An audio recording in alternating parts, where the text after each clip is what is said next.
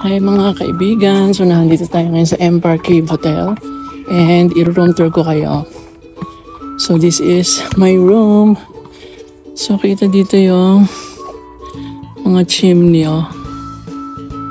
So this is my room.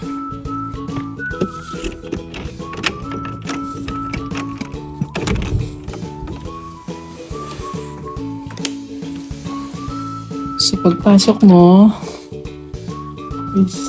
dito merong maliit na lamesa, merong cabinet, merong side table, yung kama, may maliit na upuan, may television. Ano pa ba? Ito yung CR niya. Ito nga pala yung Empire Cave. So yeah, maluang naman yung CR niya. Ito yung sink. Ito yung enclosure bath. So malaki naman.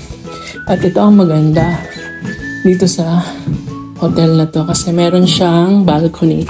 So sa balcony, makikita mo yung labas ng Goreme. So yun o. So kita mo yung sa balcony yung mga chimney.